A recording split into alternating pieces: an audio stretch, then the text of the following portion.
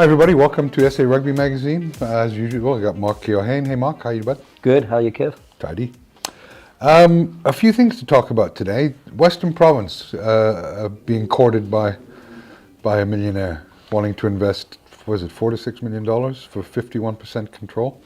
Yeah, always looks a lot better in rands. 100 million rand. It's Durban-born, based in the States, investor. I don't see it happening. No. Already they've said... Why? Well, because they won't give up control. That's been the big problem with Western Province and with the big, strong club structure for the last decade.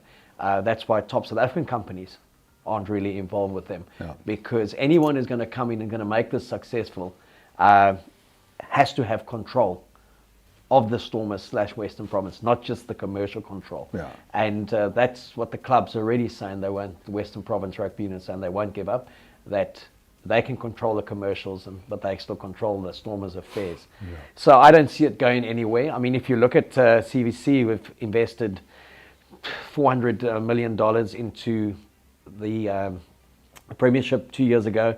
They're now the big investors into the Pro 14, $240 million.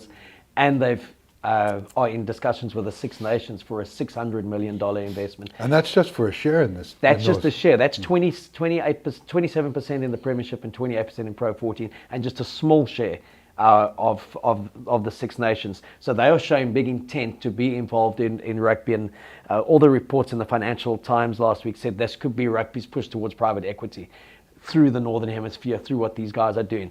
So when you look at this one, this is very much Mickey Mouse when it comes to a singular Stormers thing. And we keep on hearing Stormers, someone wants to buy something for 100 million, then for 150 million. They constantly are... Well, the Stormers to me would be undervalued at $6 million for controlling interest. Completely, yeah. You know, but that's all this debt that they've got at the moment, and they're just kind of fighting to pay players the next day. So I think people also come in and saying they're under siege, we'll pay you X amount, and we want X amount in return. So, you know, the Stormers, like the Sharks, should be one of the top brands provincially / regionally in the world. And well, they are. They're just not run that way. Exactly. So I don't think anything will come from that. I think it's also someone in the States showboating a bit, yeah, and it's got a few bucks to throw at something and maybe taking a flyer. But they won't get that control. No, I fully agree. Don't believe the hype. Next up, Gatland. Should he be coaching the Lions? Oh, yes. It was just incredible now. People are saying that knee-jerk reaction, eh? Mm. Is he the right guy? We live in a world of Janet Jackson. What have you done for me lately? Yeah. You know? No, it's just crazy. I mean, he's gone to New Zealand. He's 7 losses in a row.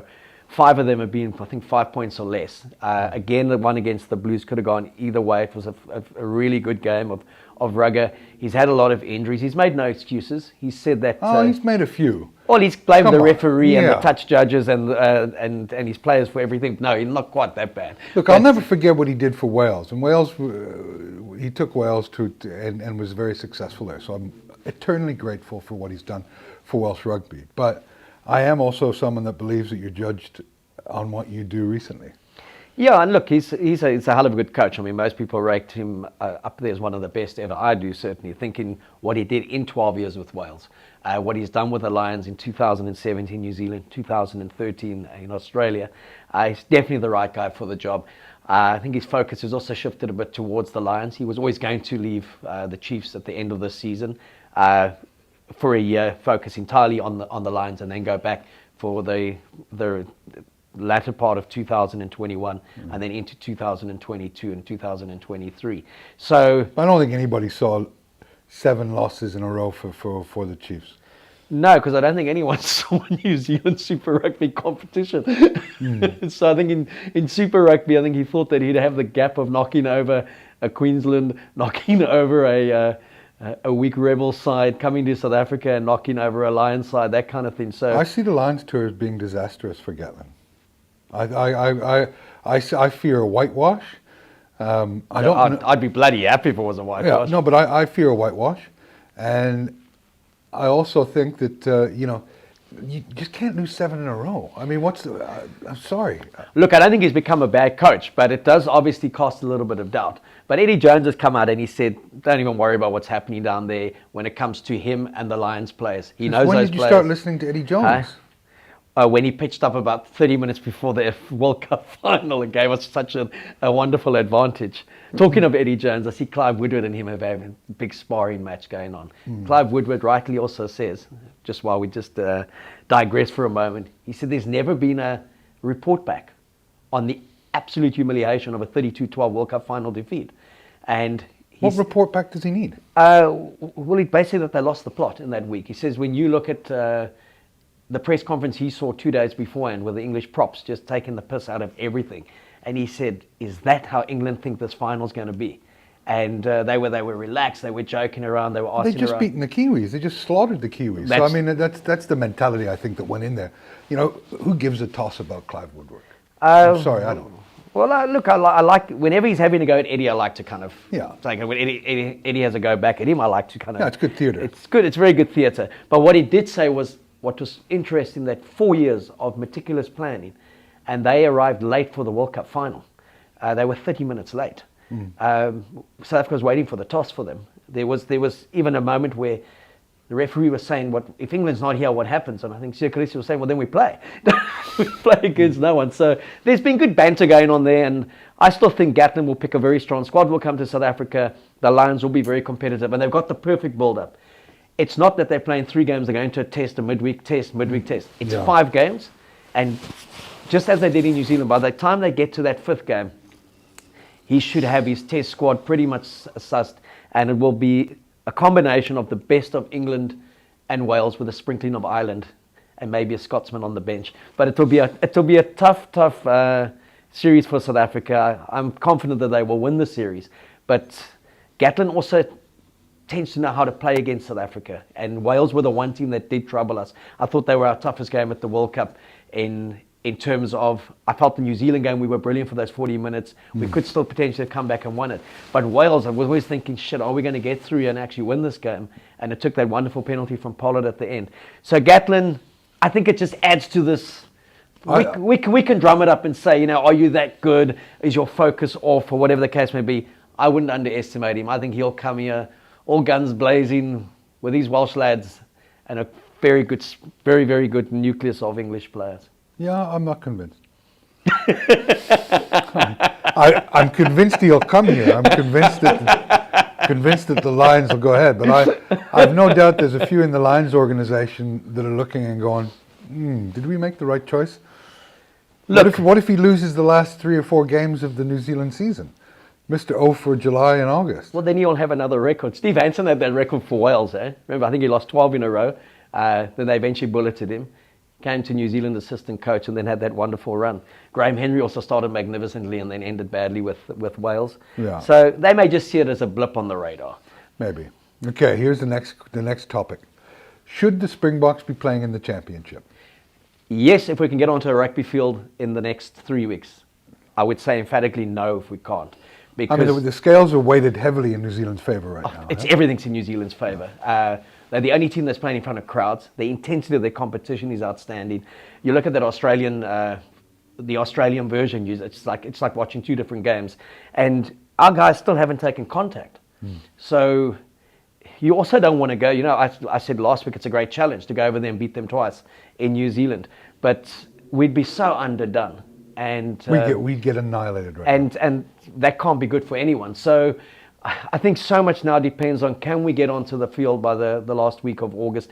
Can we have those 5 matches at least for our players? Well, the PSL's starting on the 8th of August. Yeah, they're starting on the 8th, and the only thing there is that they're not a contact sport according to government regulations. So that's the whole thing of us taking contact at scrums and at the ruck and the mall. They get into those kind of things. But aren't you fed up with this government? I'm just fed up with this whole COVID thing, I must tell you. Into day 1, 2, 4. Yeah. And it's like you're just starting to think, come on, let's just beat this thing and get on with life. But yeah, I just think Jacques Nienaber's already said he's looking at, they want to play, but they want to be world champions when they go there, well prepared. Well, you know what's going to happen. 2 losses to New Zealand and dare I say, a loss to Australia. And it will undo a lot of the good work from the Rugby World Cup. Yeah, then you're really starting on the back foot again because you've got no momentum going into 2021. And the first, I think we'll play one warm-up game against maybe a second-tier nation as a head-up, but then you've got the Lions straight up. Well, you've got to remember that Rassie had it perfect. He had Scotland and Georgia. Yeah.